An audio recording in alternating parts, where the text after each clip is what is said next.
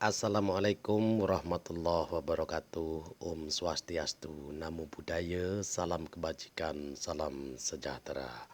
Wahai saudara sedulurku, semoga panjenengan di hari ini, di malam ini dikasih sehat walafiat jasmani dan rohani panjenengan serta dilimpahkan atas rizki dan rahmat oleh Allah Subhanahu wa taala. Di kesempatan malam ini Om Ogi ingin beredukasi buat panjenengan karena banyaknya komentar yang masuk pada video sebelumnya ada di bawah sendiri. Dan maaf, memang sengaja tidak saya screenshot saudaraku karena malam ini memang sengaja Om Ogi ingin membahas langsung tentang pertanyaan panjenengan untuk beredukasi bersama Om Ogi tentang pusaka gaib atau hasil tarikan. Karena pertanyaan tersebut berkata begini, Om, gimana sih caranya untuk membedakan antara pusaka yang betul-betul gaib atau memang hanya aksesoris? Oke saudaraku, gini ya saudaraku. Saya tidak melarang buat panjenengan untuk percaya kepada siapapun ataupun kepada oknum yang mengaku praktisi. Namun kita harus ingat kepada filsafat ajining rogo ono ing busana. Karena semua bisa menipu panjenengan. Ajining rogo ono ing busana.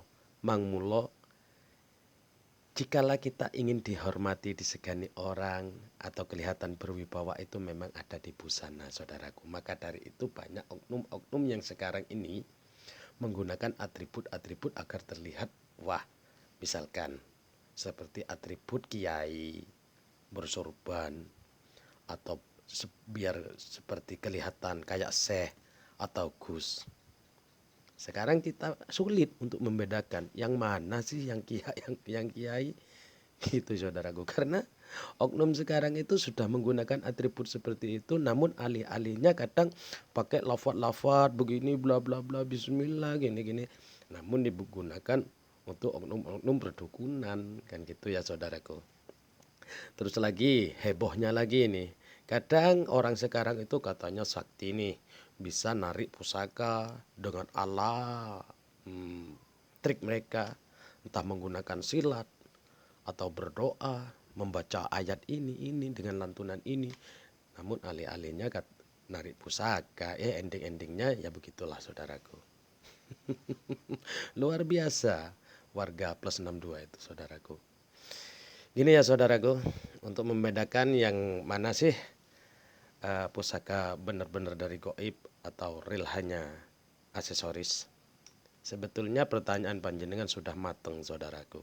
Namun Anda belum bisa untuk membedakan yang real betul-betul dari goib.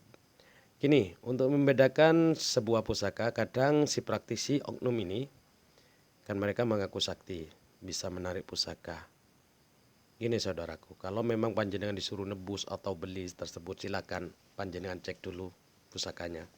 Misalkan ini keris hasil tarikan. Terus ya kok oknum tadi entah bersilat atau apalah apa dengan alam mereka, dengan trik mereka, saya tidak tahu. Terus ambil itu pusakanya saudaraku. Kadang si praktisi bilang ini pusaka dari zaman dulu, dari zaman purba, dari zaman Majapahit atau apa. Oke, kalau memang pusaka tersebut dari era tahun lalu, Majapahit kayak atau Joko Tingkir atau apalah gitu ya saudaraku, atau pada zaman Mak Lampir boleh disebut itu. Itu sudah berapa tahun, bahkan sudah ratusan tahun ya saudaraku. Silakan ambil kerisnya, jenengan lihat. Kalau keris ini masih ada warongkonya, ada adahnya atau ada pegangannya itu mustahil saudaraku. Itu bisa disebut dengan keris aksesoris. Karena kalau memang keris tersebut udah tahunan, yang jelas hanya besinya saja yang ditarik dari goib itu. Terus lagi yang kedua, jenengan lihat kerisnya itu. Ini masih baru atau memang betul-betul sudah berkarat? Sedikit saja berkarat. Karena kalau memang dari tahun yang sudah ratusan tahun, keris sebagus apapun pasti ada mengkaratnya kan gitu. Pasti ada karat-karatnya gitu saudaraku. Dan Anda bisa lihat ini keris ada bekas gerendanya atau tidak. Gitu loh. Karena kalau memang dari gaib disembunyikan oleh gaib atau jin, di bangsa jin sana nggak butuh gerenda saudaraku. Gitu. Karena keris kalau memang betul-betul dari zaman dulu itu nggak ada gerenda. Karena orang sakti dulu hanya ditumbuk atau dipijat. Gitu. Itu untuk membedakan. Sedikit saja ada goresan gerenda berarti itu keris aksesoris atau keris yang hanya buatan era sekarang gitu ya saudaraku. Karena keris-keris yang buatan sekarang itu banyak di Shopee pun ada, bahkan di pasar-pasar pun banyak. Jenengan bedakan, pasti di sana entah itu warna kuningin atau apa, pasti banyak bekas goresan gerenda.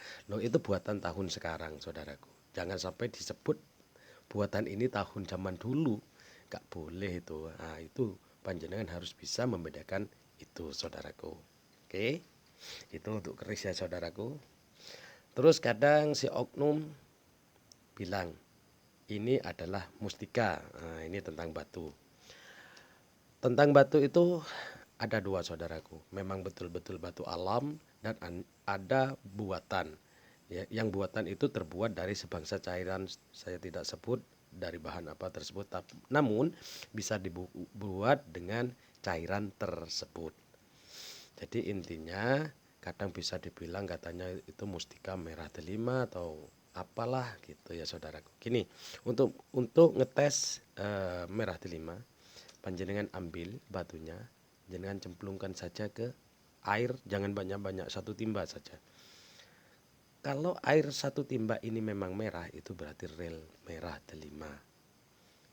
Jangan batunya taruh di timba lalu dikasih air, jangan. Karena takut ada permainan. Karena sekarang ada bahan kimia serbuknya kecil banget, ditaruh di gelas atau apa sedikit saja, lalu dikasih air, itu memang bisa berubah warna saudaraku. Airnya tersebut langsung merah.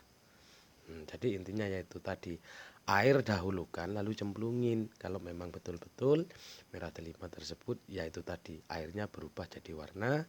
Setelah batunya diambil lagi, airnya jernih lagi gitu saudaraku. Kalau batunya diambil airnya masih berwarna merah, jangan, itu berarti masih ada permainan gitu ya saudaraku. Terus lagi katanya ini hasil tarikan bisa kebal atau apa. Oke, untuk tes kebal kadang bisa juga pakai trik. Gini saudaraku, kalau memang ada oknum praktisi yang mengaku sebuah kekebalan atau mustika kebal, oke, bisa dites. Namun saran saya, jangan sampai menggunakan senjata dari oknumnya. Misalkan gunting, silet, pisau dan lain-lain. Namun dari oknum praktisinya ini jangan. Karena apa? Senjata tadi sudah yaitu tadi sudah digarap, intinya sudah dimanipulasi saudaraku. Tolong usahakan jikalau ingin tes kekebalan, jenengan beli silet di toko, kantongi saja, kan nggak kelihatan.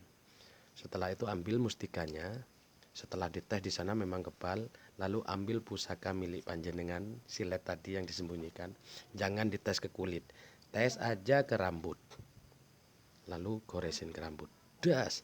Kalau putus, apapun alasannya yang katanya panjenengan gak percaya gini atau Anda mungkin gini-gini, jangan percaya lagi saudaraku. Ya, intinya itu sudah direkayasa oleh oknum praktisinya yang dibilang katanya mustika kebal. Namun ngetesnya dengan senjatanya si oknum ini. Untuk ngetes kekebalan tadi yaitu tadi pusaka harus milik kita sendiri gitu ya saudaraku. Oke, buat saudara sedulurku, semoga jabaran edukasi saya berguna buat panjenengan dan bermanfaat. Dan kalau memang ada kata-kata saya yang tidak sopan atau kurang berkenan di hati panjenengan, mohon maaf yang sebesar-besarnya. Mohon maaf, mohon maaf. karena saya sedikit pun tidak ingin menyinggung panjenengan. Ini hanya sebatas jabaran edukasi. Salam Rahayu, Rahayu, Rahayu.